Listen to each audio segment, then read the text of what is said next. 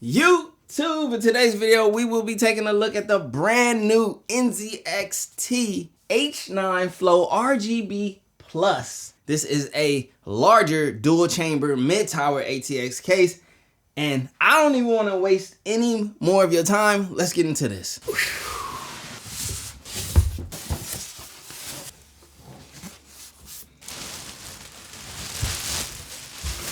And these feature two of the new F420 core RGB fans. We're also going to be putting something else that's 420 millimeters inside of here, and I'll show you guys that in a second when we go over parts. F420 RGB core right here on the side front, as well as one that's intaken from the bottom. We have a easily to remove dust filter right here from the side. Boom. I absolutely love the design. The angle creates an ideal airflow for your components inside as far as the GPU and so forth. Actually, you know what? Let's get the top one. 2 thumb screws for the top. Pull it back, lift up. Woo, as you guys can see, we have room for a 420 millimeter radiator. This is dual chamber, and that's what it means. You got your case build right here, and you got your second chamber, which is for your PSU and cable management. And then it allows for building a PC to be extremely, when I say extremely, I mean extremely easy in comparison to the cases that do not have a dual chamber.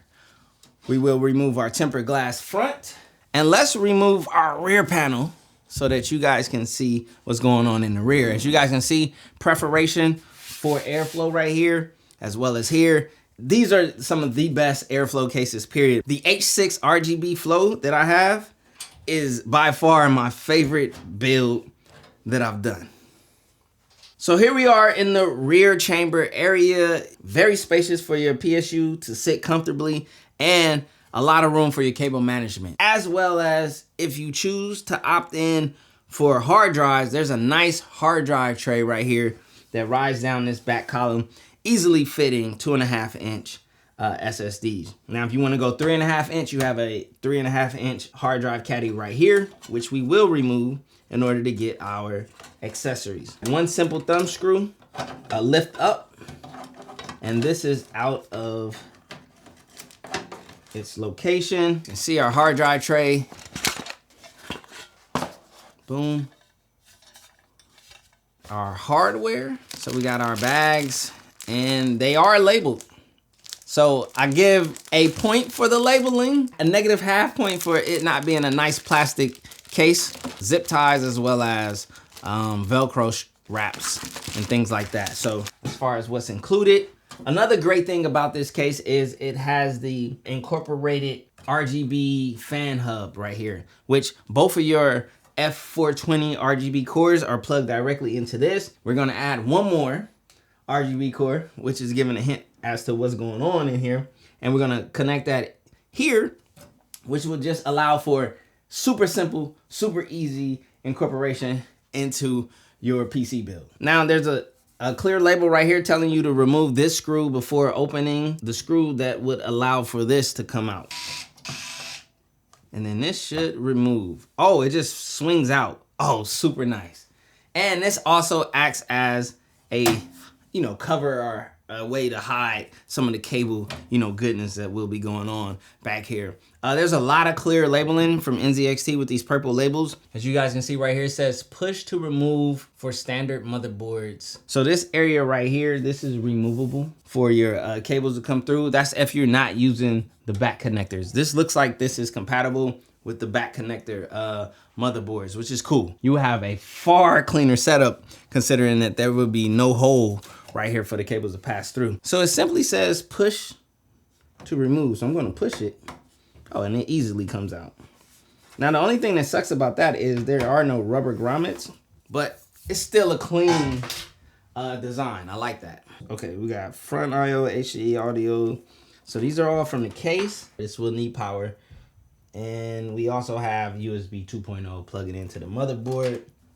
Sweet. All right, let's talk about our motherboard. We're gonna use the N9X870E motherboard from NZXT. AMD, yes, yet again. I mean, they're on a roll this year. So I'm gonna keep it rolling, if you know what I'm saying. And the heart that's gonna connect to this motherboard will be the 9800X3D. Now, this motherboard is fairly new. It has Wi-Fi 7. So this is their new updated AM5 offering, as you guys can see. So a lot of good things coming inside of this motherboard, such as a dual band Wi-Fi 7. You got 2 USB 4 ports with 40 gigabits of speeds. We have a M.2 PCIe 5. And then as far as our GPU PCIe slot, we have PCIe 5 X16, a nice chunky heatsink for the PCIe 5.0 M.2. So this is a new take, and this thing has RGB, and it's white, and it's gonna go lovely inside of this case. So let's move on. Also, I just wanna say, I'm gonna give you guys a sneak peek to what possibly could be coming in build 2.0. We have this Aorus Pro Ice. And this is another great white motherboard, X870E. So in the same, hemisphere. So this is just something to look forward to. You guys turn on the bell and subscribe, because I love to do build 1.0, then build, 2.0 and so forth. Here for the RAM sticks, we have the G.Skill Trident Z5 Royal Neo AMD Expo. This is, I believe, 6,000 with a CL26. So this is some fancy, spancy, memory chips that are gonna go inside of here to make it look nice. Now, here we go. This, as you guys can see, says sample, and this is exciting. This is another announcement today outside of the H9 RGB Plus. I told you guys we were putting something 420 millimeters in the top portion. And if you know PCs, then you probably already know what this is going to be. This is an a 420 millimeter AIO. This is the NZXT Kraken Elite 420 RGB, baby. Oh, we got retail box inside. Woo! 420 millimeter AIO, and this is the Kraken Elite, which is an absolutely fire design. And this also has the F420 core on there, fans, which is just equals a super fire setup. Let me just put this out right here. Boom, boom. For power, I was gonna do NZXT's, power offering, but unfortunately I couldn't get it in white. And we're gonna keep the white thing going with this Lian Li. We have the Edge Gold. This is 1,000 watts. I'll explain why I'm not doing the 1,200 and so forth. You guys are gonna see. And with the current state of GPUs, I'm sure you probably know. But not only are we gonna add in this 1,000 watt cool PSU, which has a nice little fan hub integrated and USB hub. Man, this is really cool. So we'll talk a little bit more on that when we get into using it. But I also have the strimmer cables. So we're gonna add a little bit more shine to this thing, as if it doesn't already have enough RGB, right, CJ? We have a rear F120 RGB core fan from NZXT. We have the bottom F420 RGB core, and on the front side, the F420 RGB core. And then when we put the Kraken Elite inside of there, we're gonna have another F420 RGB core. And then why not add some strimmer cables, which are wireless? And that's the big thing. I wanna show you guys that. Last but not least, inside of this whole hookup, we're gonna add our GPU. Now, I wanna stick to the white theme. So we're gonna stick to AMD, the 9070 XT. This is the ASRock Steel Legends, and this thing is absolutely phenomenal. Now, we're gonna see what this can do being placed inside of a non-small form factor case. No restrictions, full airflow, full cooling. We're gonna see what type of performance we get out of this. And then after that, as you guys heard me say earlier, I like to do, 1.0, version 2.0 builds. We'll move our way up into a 4090. And if brands want to hook it up, a 5090. I challenge you guys to give me a 5090. I really want a 5090 this year.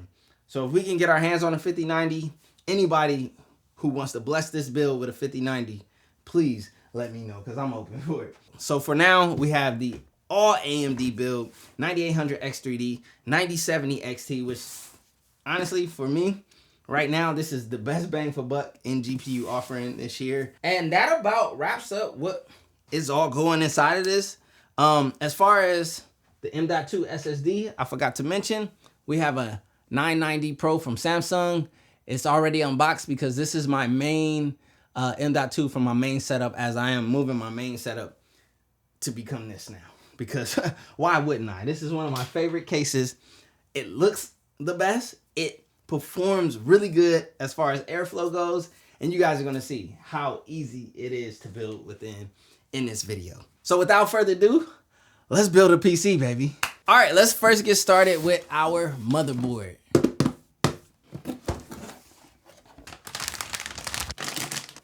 Okay, so my first time builders, when you first, deal with a motherboard, it may seem intimidating to you. That's why the manual is super important. It'll tell you things like which RAM chip slots to use, which is A2 and B2.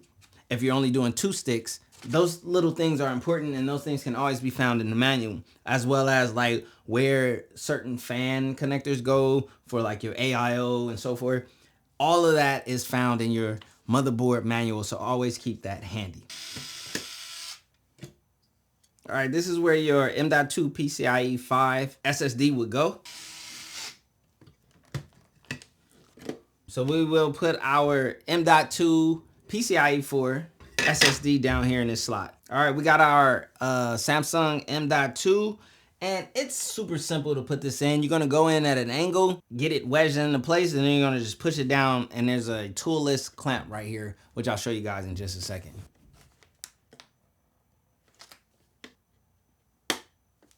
All right, that's as simple as is right there. And then you're gonna remove the sticker to the thermal pad that's in reference to whichever SSD slot you use.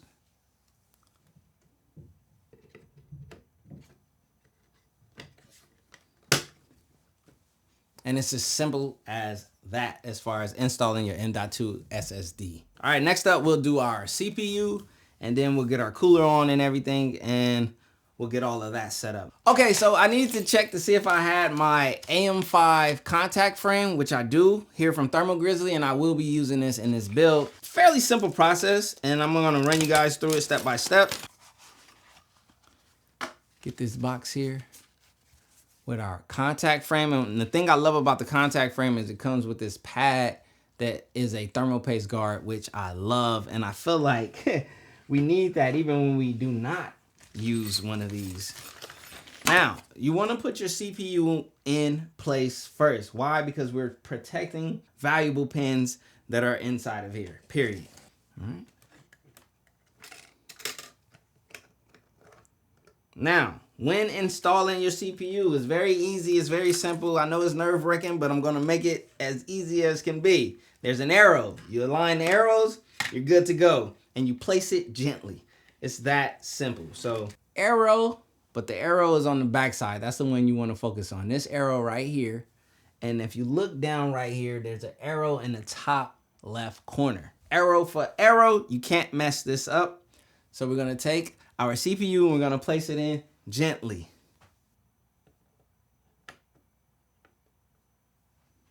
All right, arrow with arrow, gentle placement. And now we can put our thermal paste guard, which I wish I had before. As you guys can see, there's thermal paste on the side of this. That's what this is for. Gonna place this on top of that. Well, actually, no, we're not gonna do that next. I forgot. So the next step is to remove this housing right here. To remove this, you have an included tool.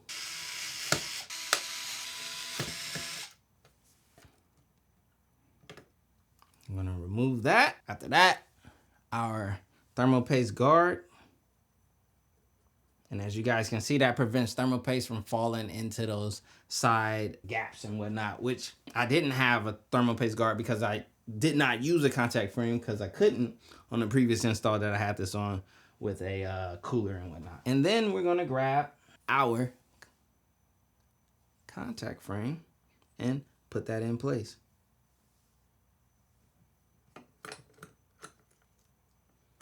You're gonna use the included smaller screws, and you're gonna use all 4 of these. And to screw these in, you will use the included L wrench.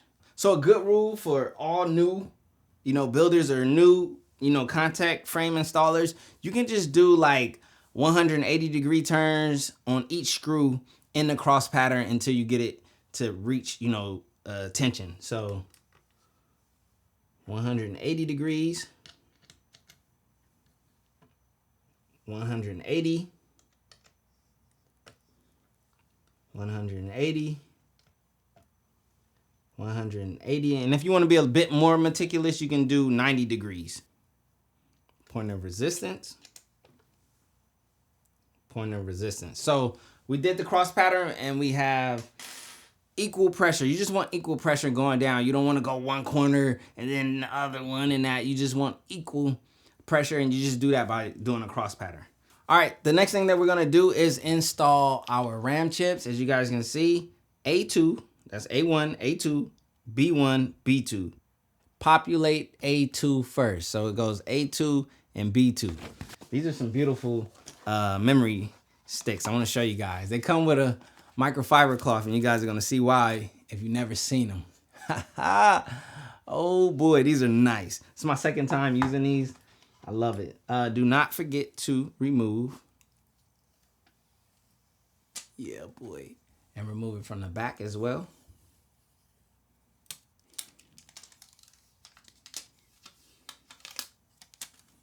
And it's usually like this barcode thing facing inward to the CPU as far as which way to go. And you're gonna push pressure until it clicks.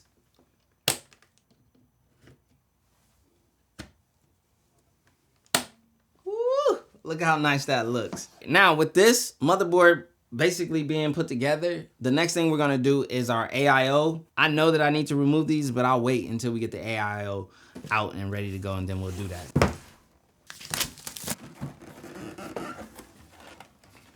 Instruction manual, again, for all my, first time or, beginners. It's always good to take a look at this to get an idea of what it is you need to use and how you're going to use it.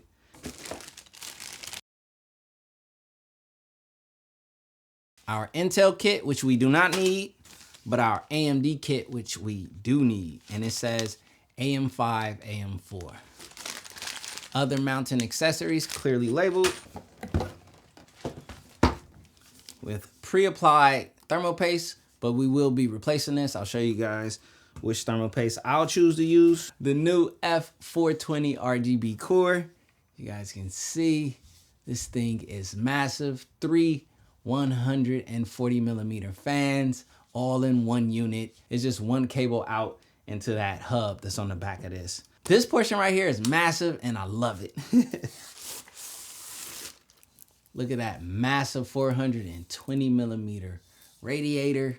We will be taking air out of the PC, so the fans are gonna go onto the AIO on top, going up this way in this orientation. So the front of the fans facing down, because the air passes through this rear portion. As you guys can see right here, air is coming in.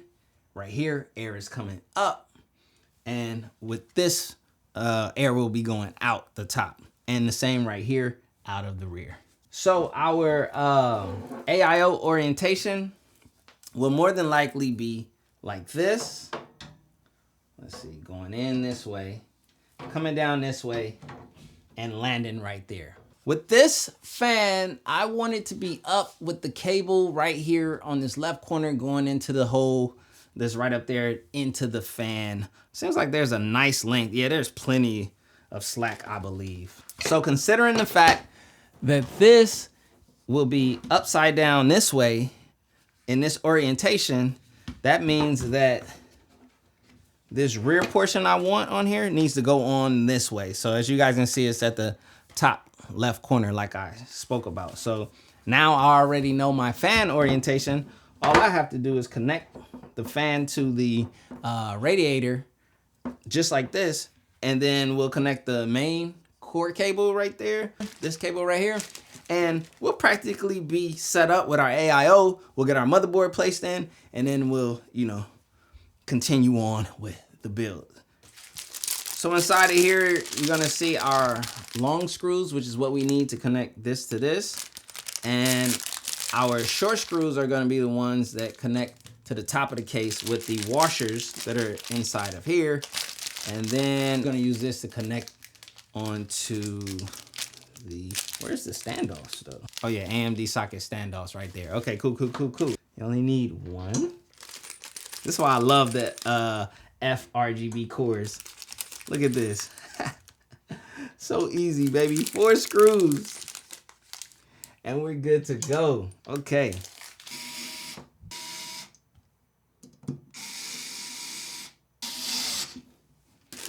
Grab this bad boy. So as you guys can see, this would be SATA power.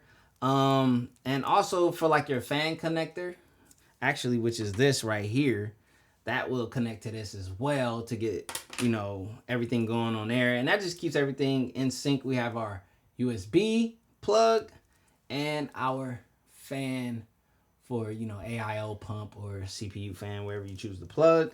And then it all connects with this one cable right here. Those 2 slots on the bottom let you know where you're going.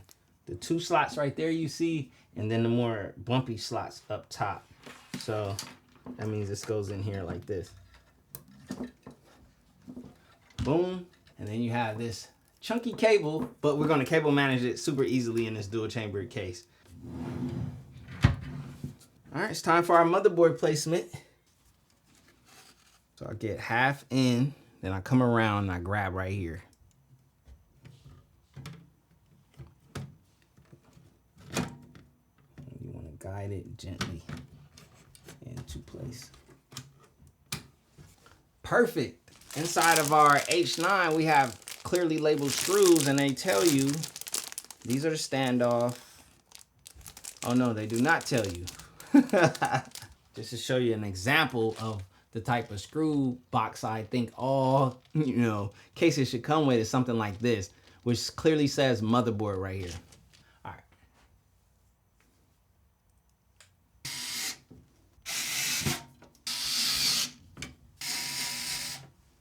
That's what I usually use when I'm doing motherboards.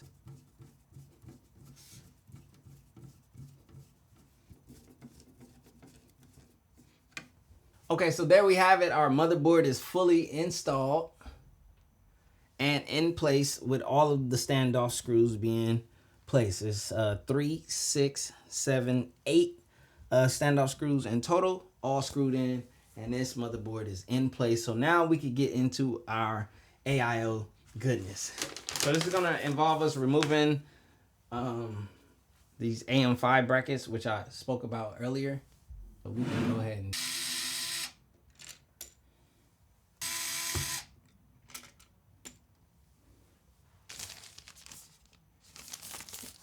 so inside of our AMD kit, we will find our bracket and standoffs. Now with these standoffs, there's a chunky side and a slim side. Chunky side in.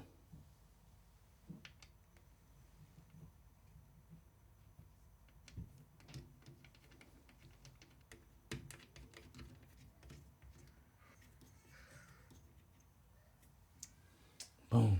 All right, now it's time to get our AIO in place.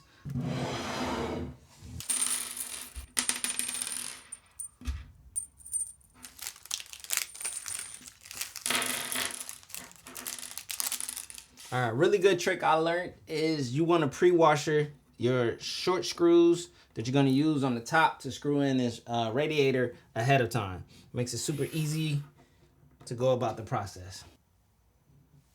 So, all right, I got all of these pre-washed. Now it's time to put in our AIO, baby. We will be going in this way. Boom. You're gonna wanna get it in on the left side first and then feed it up. It's the best way to get it. All right, we're gonna get our holding screws in place and then we'll move from there. So let's get our first screws laid in.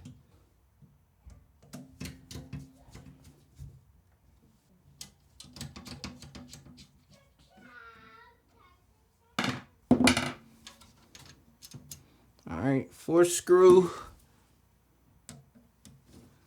Manual tighten. Okay, so I got my holding screws in place as you guys can see, and this goes directly into place with no issue at all. We will be flipping our AIO. This is going to make a super clean install, as you guys can see. Now, the breakout cable is probably going to need to run through this little area right here in the dual chamber system. We'll do that, and then we could bring back out through the other holes the other, you know, like USB cable and whatnot. So I probably could, because we know that USB has to go down at the bottom. So even if I wanted to bring it up through the top part, let's see. And I don't know if you guys probably can't see it. I'm gonna try to lean over. Look how easy the slot is to access. They built this and designed this extremely well. It's super easy to route your cables, even with the AIO there. And this is exactly why the A6 RGB Flow was my favorite case to build in and my favorite looking case of last year. And it's easy for the H9 Flow RGB Plus to become my favorite case to build in and my favorite case visually of this year. Let's lay this down really quick. Thermal paste of choice for this build will be the Noctua NTH1. I know the NTH2 is really good as well. It's a little thicker and it's not really intended to be spread. I like to spread mine, so I'm gonna go with this one. I need my spatulas. These right here. Boom. Gets to spreading. My thermal paste. All right, it ain't pretty, but it's good enough. Okay, thermal paste is in place. Now it's time for us to get our plate onto here, as well as removing the stock thermal paste that comes with this cooler. Nothing against it at all. That thermal paste will do just fine. But I like to just use a custom thermal paste, a third party. All right, these are the AM4, AM5 frames, which we have to replace and install. Wedge them off super easily.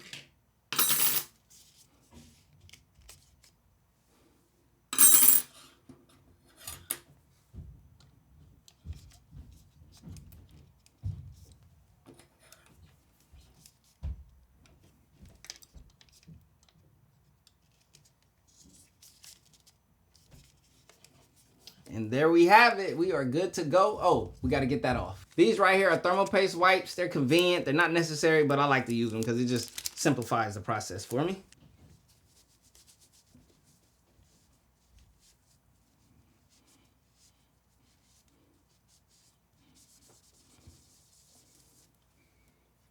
Want to be sure that you dry this, obviously. Buff this out. Boom. And now we are ready for our placement. Super simple, super easy. Make sure my thumbs don't have thermal paste all over them, as we are touching white components. And you're just gonna go on top of these screws like this, get a nice solid placement, and then you're gonna put your 4 screws like this. You already know, cross pattern tightening, but let's get it going.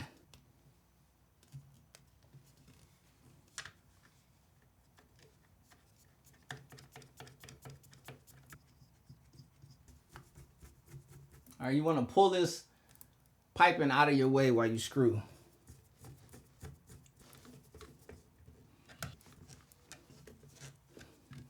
Boom. Woo! Okay, with that being all said and done, you guys, literally our PC is just about complete.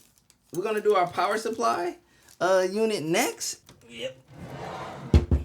This thing is gonna be beautiful. I can already see it. It looks so good. All right, for power, as I showed you guys earlier,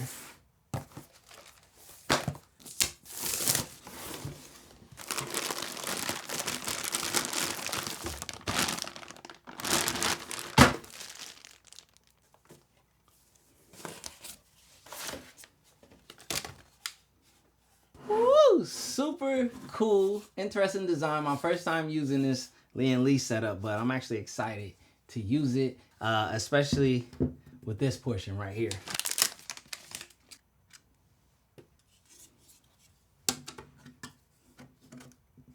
But this is a USB splitter right here, as well as a fan hub if you were to need it. Oh, this is fire. Removable filter right there. Oh, it has like this 3D prism type look. Oh, that's fire. All right, really dope PSU from Lee & Lee if you guys want to check it out. All white cabling, which is a big reason why this thing is getting used. CPU. Boom, we're gonna definitely need that. CPU, we need both of these.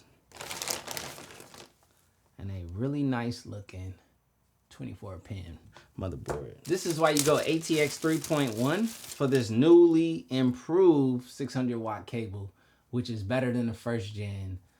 It's supposed to be, and as you guys can see, we have color indicators for full connection. We're gonna save that for when we put our NVIDIA card later, but for right now we're doing AMD, so we do not need that. Now there's the USB connector right here if you choose to use that fan hub and USB hub on the rear there, as you guys can see. And this will be the fan one for the fans if you want to control those fans and whatnot. All right, with that being said, let's get into our PSU territory, which is here on the rear, right here in this slot that's made specifically for the placement of your PSU. We got plenty of room to work back here. You're gonna put this in, at least this is how I'm going in, and it's gonna go in like this, right into perfect placement. Super easy to screw this in. I'm gonna show you guys. See, perfect placement. And just like that, we have our PSU installed. Now, really quickly, I am going to solidify my AIO and put in the rest of the AIO screws really quick. Now, you want to make sure you get every single one of these screws in here because you don't want any rattling. And trust me, it will happen.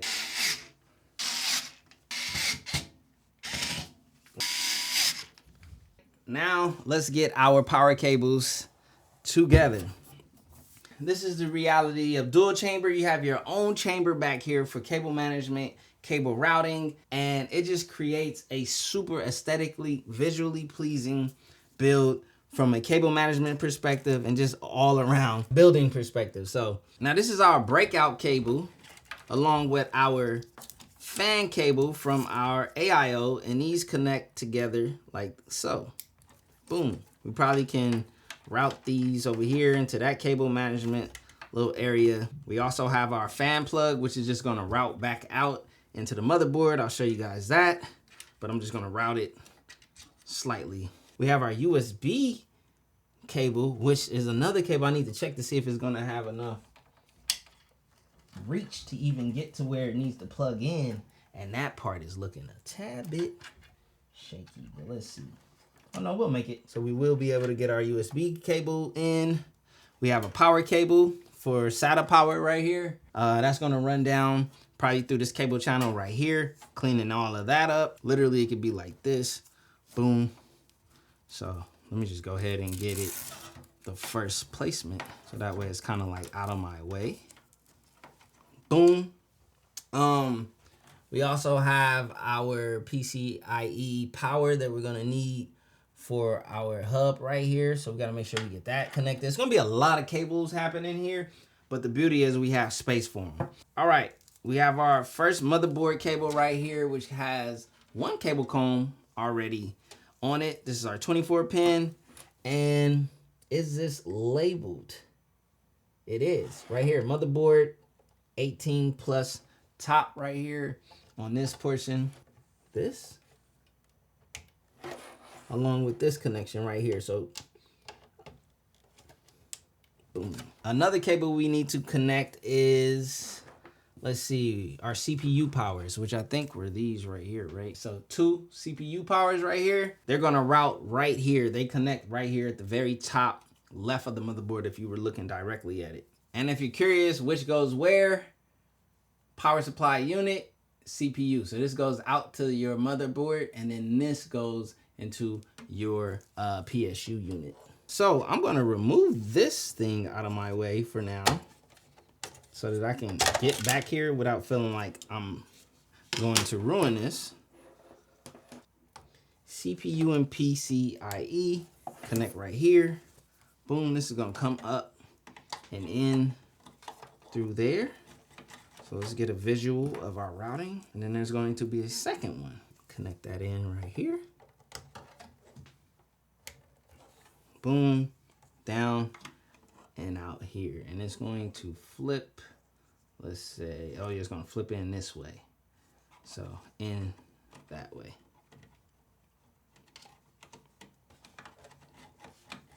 Booyah, right? And these, we're gonna have to figure out how these are actually gonna end up routing, but I'm pretty sure once I get them clipped in, I'll be able to route them over this way. Now I do wanna put hard drives in here, right? We do have our hard drive tray that can sit down here on the bottom, but we need PCIe power. We need 2 PCIe powers for our actual GPU. And then, let's see, so we have one right there and one right there. And then we have another one and another one. Plenty, plenty, plenty. So I'm gonna connect 2 of these PCIe cables for our GPU and soft route those. It goes on the same row as the CPU power. So that's one, plug in. So these 2 are our GPU. I'm gonna twist tie these together just for the time being. Oh no, here go the one with the double. This one has the 2 out. I could technically just use this one cable to my GPU. The weird part is this isn't connected to the 600 watt. On my other,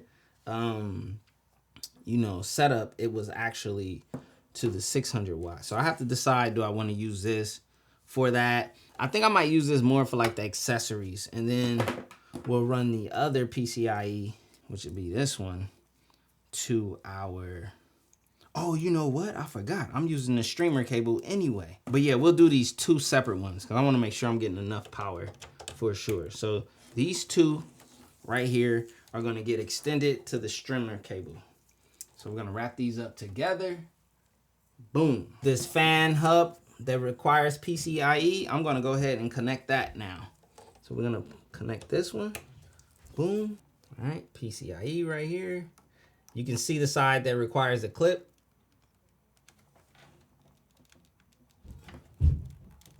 And it took some, pushing to get that thing in there, but I got it to click in. So boom. So now we have power to our RGB core hub that has our 2 F420 RGB cores connected to it. So we're gonna get power to that. No issue at all. Now I do have a SATA power that I need to get powered right here, as well as, let me see what else has to happen around here. And then I gotta figure out my hard drive. So let me get my hard drives that I'm gonna put into this build and get them into this hard drive tray right here. Boom, maybe I should place it in the further one so that way there's a gap in there if I wanna do something else. Going into here, like that. Now, there's a slot where this fits into, got it. And then thumb screw it, and we are good. So what I need for that is 1 data cable, which will be this right here. 1 of these. And I'll probably just go ahead, let me see. There it is, in there. All right, I'll show you guys where I snap that in. It's super easy, trust me. And then SATA cable here. Get that placed. That'll get wired up into that. Okay, now let's get some SATA power going into our setup because we're gonna need that. We can use this single cable of SATA power right here to power those couple of things, being the AIO pump right here and the hard drive as well. Okay, so there's 2 connection points on your hard drive. One is for SATA data, and then one is for SATA power. I'm connecting the SATA power, which is right next to the one for SATA data on here. It's like an L shape, so you can't mess it up. And you guys will be able to visually see exactly which one it is. So now we have to figure out how we're gonna route this so that we get good cable management. And I think this is gonna be fine. Boom, because when we get these into the cable channels like that, it's gonna sit good. But for power, we're gonna run this up and into our PSU. Boom. Now I need to see if there's any more power needed anywhere else before we start solidifying a lot of this cable management and plugging things into our motherboard. Cable managed right here into this Velcro strap really quick. Nothing permanent, just getting them out of my way. Now here's what we're doing. We're adding these streamer cables. Let's go ahead and get these out of here. Now these right here, as you guys can see, are extensions, which equals more cable length, unfortunately, but they give a really nice RGB effect. We're gonna add it for visuals. And I know a lot of people, especially when you first build, you guys wanna do RGB everything. So I'm gonna give you your RGB. And so what you have is wireless streamer cables, which is super dope because they have a dongle that plugs in on the rear in the USB port, and it sends the wireless signal connecting and allowing you to control these RGB controls. Now, in a build, if you did all RGB wireless fans and you added these wireless streamer cables, it would be super fire because you got one USB dongle communicating wirelessly to these, which is fire. And the cool part is these no longer need separate power. They use the power cable that you connect them with or you extend them with. So here's the dongle I'm speaking of that goes into the USB on the rear in the I/O. All right, we have the actual extension. We have some end clips. Oh, yeah, we're switching to the white clips. So these come with the black clips on them, but you can switch them out to white. And we definitely are doing that. So this entire housing will become white. All right. All right, boom. All right, so there's like some holes down there that you want to get this down into, situated. Wow. So, all right, I got those inside of the holes they belong into, which is helping compress this right there. And then we're gonna take this and get this up under here.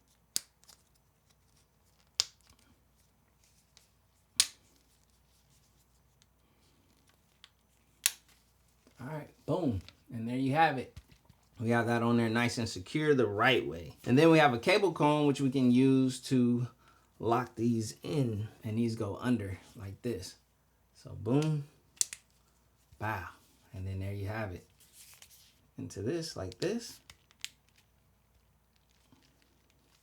Boom. And then this will go into the motherboard and we'll get that nice RGB pop. But as you can see, this adds a lot of extra cable going on. And then the same thing is gonna happen with our GPU cable.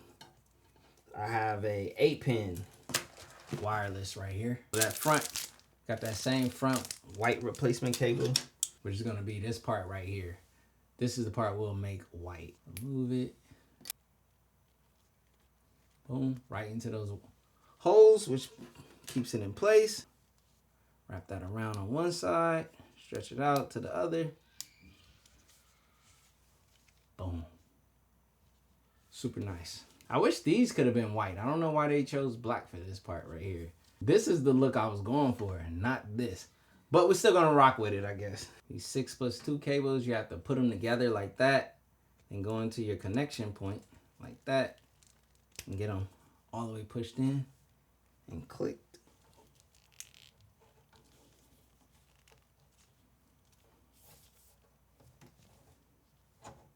Whole lot of extra slack of cable though, but I guess it'll be worth it, right? All right, let's get all of our like front I/O, USB cables and whatnot going. So that way I could show you guys on the motherboard the install of those cables and so forth. 2 USB 2.0s that need to get plugged in. I'm trying to think, is there another one? It would be cool if I just ran the USB 2.0s here on the back end and just run this one to the front and it'll be white. That actually might be my play. I'm not even gonna lie to you guys. And it would be a lot easier on cable management. That's the other side of it, is getting these cables to kind of be out of the way as well. Let's play around with this, because this might be cool to use actually. Okay, I got it in there. We have our AIO USB. And then we have our fan panel USB 2.0 right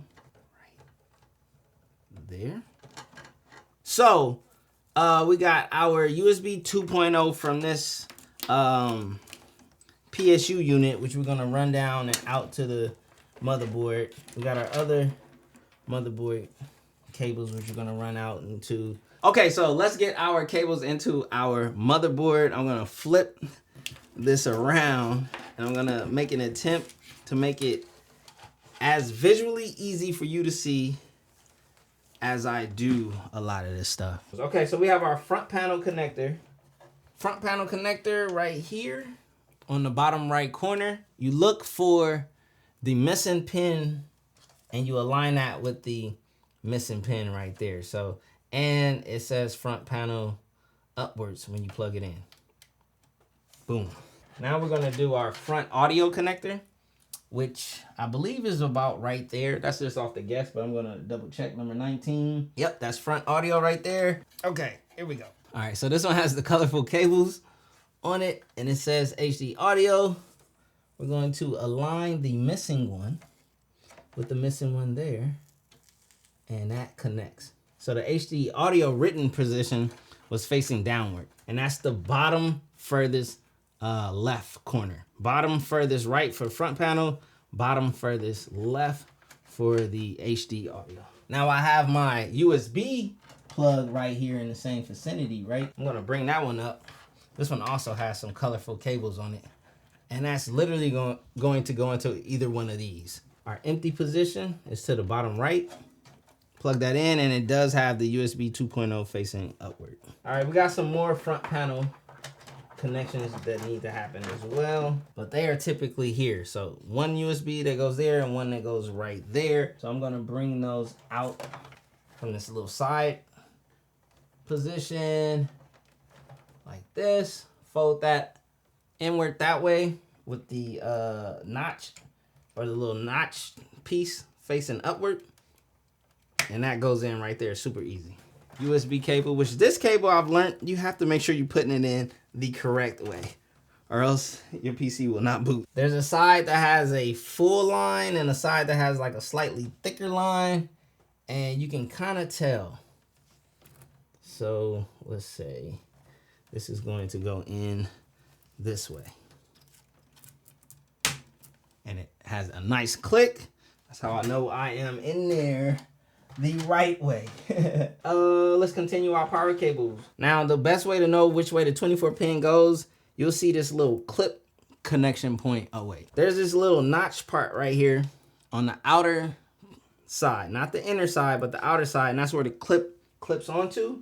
You just want to make sure that when you bend this, that it bends in favor of that clip connecting. This is going to come out through this way, right?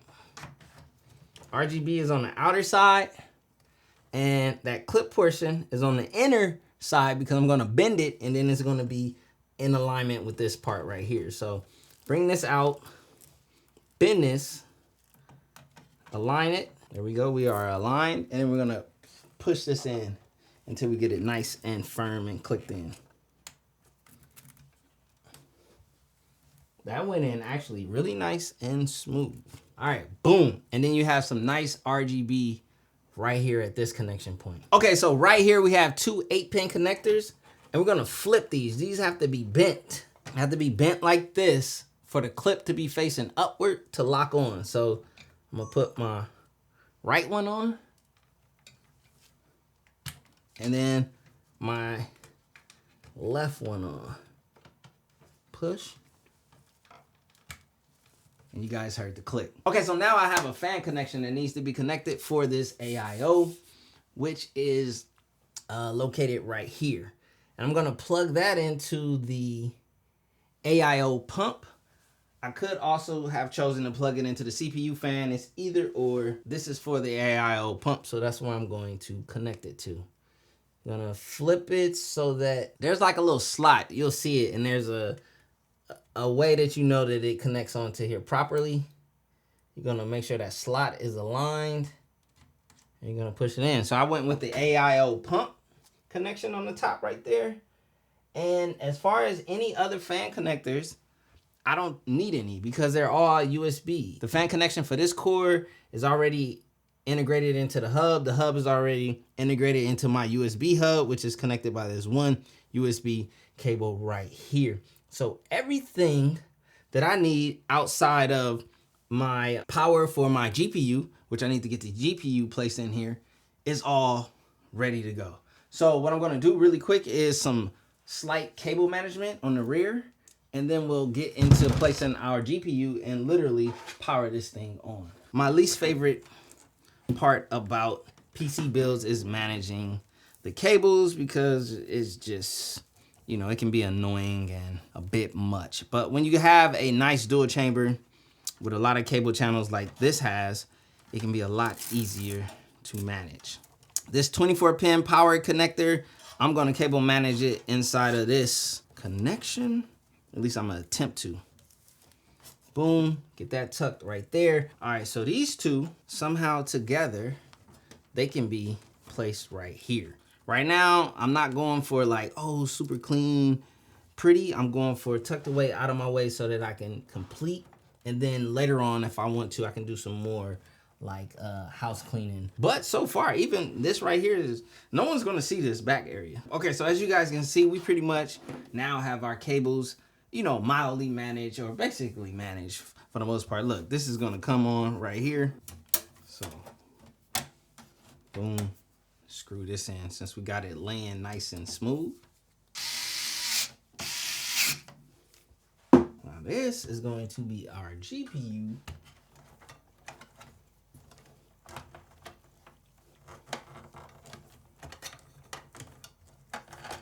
All right, boom. Oh, it's gonna have to get tucked in like right there. Okay, cool, look at that. That's pretty clean, if you ask me. Traditional non-vertical GPU. We have our ASRock Steel Legends, which I'm gonna open up.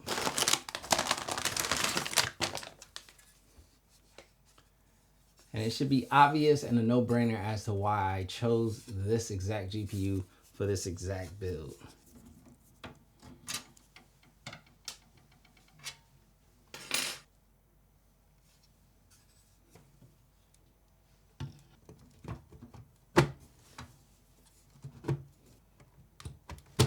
Really nice fitment. Perfect.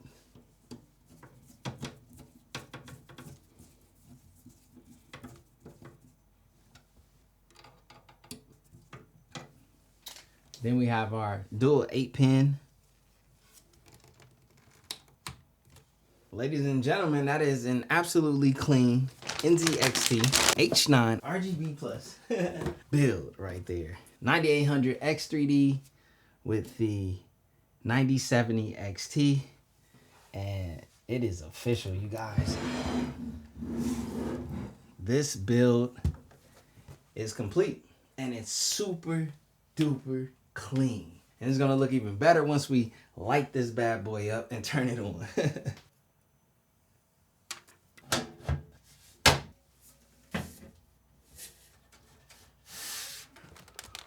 Chorus 27-inch, 360 hertz. This is for the wireless streamer. I see lights on our motherboard, so we are getting proper power to our motherboard. Hit the big power button. Oh, she is alive. She is alive. All white, everything. Okay, so Windows booted directly up, but I want to restart and get into BIOS because I want to make sure that I enable that XMP profile. So instead of booting, I'm going to restart. Okay, we are in our BIOS, which is super cool. As you guys can see it's a very simplistic BIOS get down. See, right now it has my RAM at 4800 megahertz, which is absolutely not correct. So profile configuration. Huh?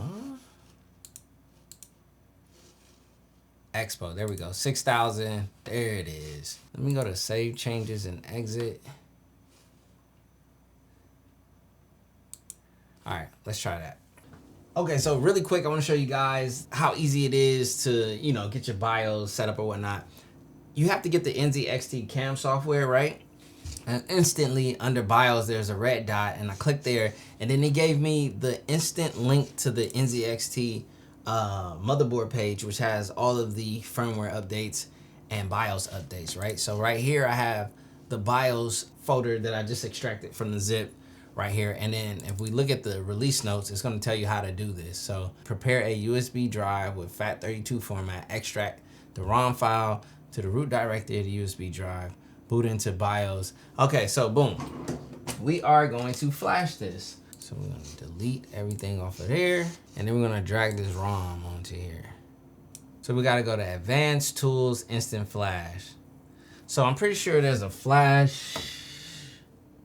Yep, there's a BIOS section on the back right there. I am going to eject this. All right, I'm going to plug that in the rear in the BIOS section, and we are going to restart into BIOS, and we're going to do a flash. So now that we're in here, we're going to go into, oh yeah, here it is, Tool Instant Flash. Okay, there we go. All right, we're going to hit yes. It has found the ROM, and we're going to hit update. We're going to hit yes. And that should be official. So now we're gonna flash our BIOS. This is something you definitely wanna do right off the rip.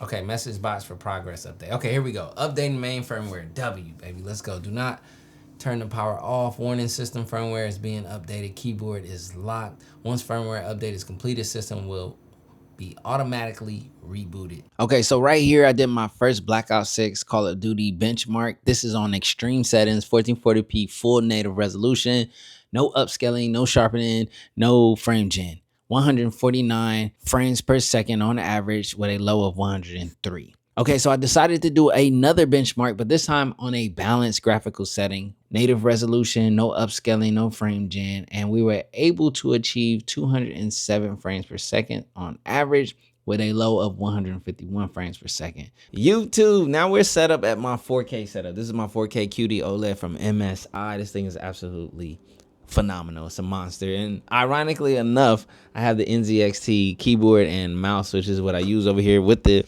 NZXT mouse pad currently. This is my current setup. Got my SteelSeries Arena 7 speakers. Got my SteelSeries Alias Pro mic. I don't even know why I'm telling you guys all of this. But the main thing I wanted to show you guys is that I am now in a 4K setting. 3840 by 2160. Right now the quality is on balance. I want to see what type of FPS we get here. I have yet to test the 9070 XT in a 4K environment. And yeah, I'm curious to see the performance. I'm not expecting anything crazy. This is a 240 hertz 4K monitor, which is extremely hard for any GPU to push, which is why, you know, like a 5090 in this setup would be ideal for that setup to be able to run at 4K 240 native. You know what I mean? I don't want to use DLSS or FSR or anything like that. I don't want any frame generation when I'm playing competitive FPS. But let's see what these benchmark numbers are like, and I'm very curious to see. Oh wow, okay.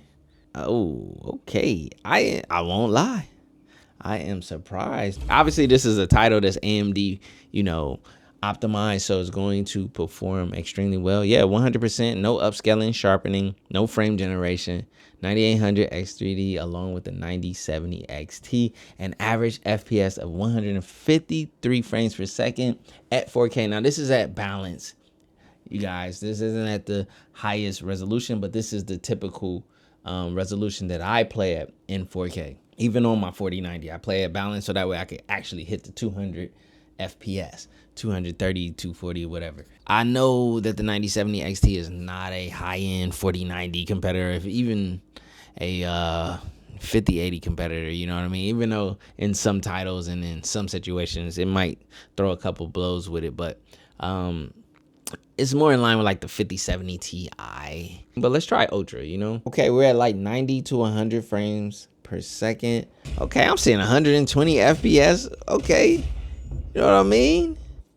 115 FPS on average, 81 FPS on the lows. Wow. Woo! First time dropping in the COD in 4K on the 9070 XT. This is a retail card, just, you know, no non-overclock version. I have a video coming, fun fact, that's going to be a 970 XT overclock versus the 970 XT, you know, just retail card, and just trying to see if there's any true value or difference. I know there's the, you know, lottery with the, you know, chip and whatnot that plays a factor, but that video is very interesting. So if it's not on the channel, it's coming. And yeah, I'm just gonna say, you definitely want to stay tuned for that. Now, let's drop in on some Resurgence. Let's get warmed up and let's just see how this goes. Oh, and for anyone who may be wondering, I know a lot of you guys probably saw my wireless headset video, when I broke down the top gaming wireless headsets. If you haven't, go watch it.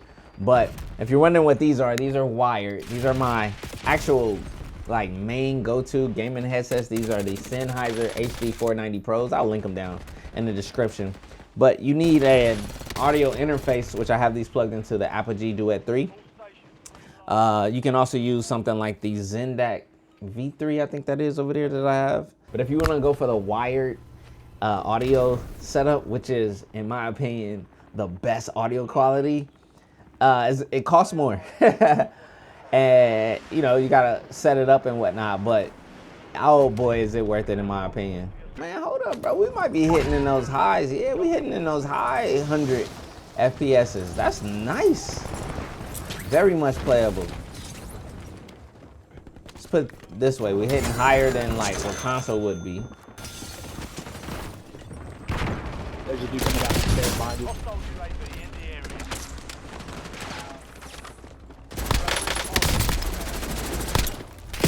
Oh, ouch, ouch, bro.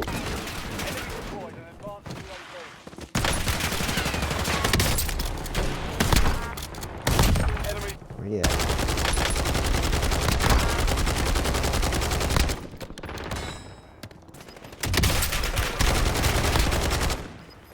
Oh, it's more than one of them here. I gotta move.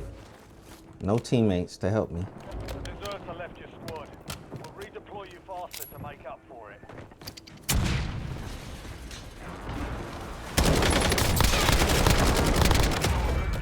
Why you just ran up in here like it was just you too? Yeah.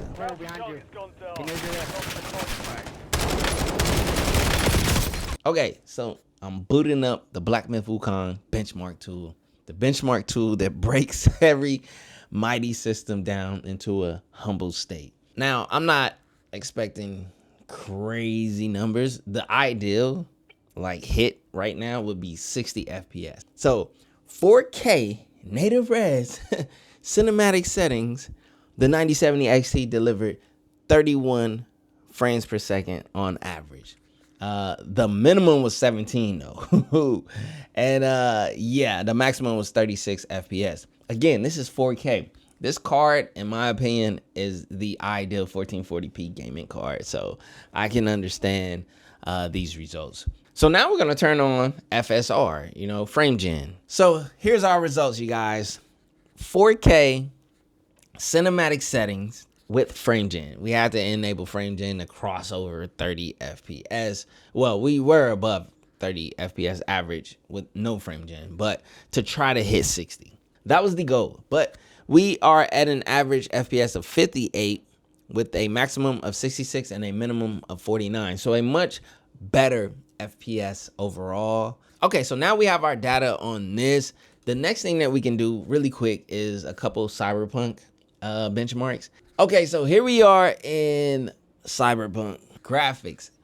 All high graphics, all full resolution, no frame generation, no scaling, no FSR, none of that stuff. Let's run the benchmark, baby. Let's see where we land. There we go. Average of 61 FPS, minimum of 50, and a max of 76. Wow, we are hitting above 60 FPS. It is using upscaling though right now. It is using upscaling, which is I'm pretty sure, and I'm guaranteeing that's the only reason we're crossing above the 60 FPS. And you know what? It's running quite well. I'm not even gonna lie. And it's looking really good. The reflections in that puddle look so much better than when you do not run ray tracing. But the only thing is, when you're gaming, and it's especially like an action game or shooter, first person shooter, are you really looking at those things? Like the reflections in the glass and so forth. They definitely add to the realism and immersion, but are they necessary? Just something to think about, because that's going to be your determining factor as to whether you go with something like the 9070 XT or you choose like a 50 series card. So average FPS of 71 frames per second, max of 83, minimum of 63. That's a solid run. And this is with no frame generation, ray tracing to ultra. The thing is, we were doing resolution scaling, so it is, rendering it at a lower resolution and upscaling it to 4K, which is the only way you're gonna get. But look at this, and it looked really good. Yeah, let's see how you do under pressure. Yeah, I've been wanting this forever. I've been in the field with whatever they throw at me. Brush it off, pick myself up, moving on to the better. Hey. Ain't no errors, baby, it's a new era. I wake up early, feeling rich like I'm Kesha. I get to the paper, boy. Extra. Work with me, you know that I got it. Come with me, let's take a trip to the islands. We up on the jet, we'll do more than just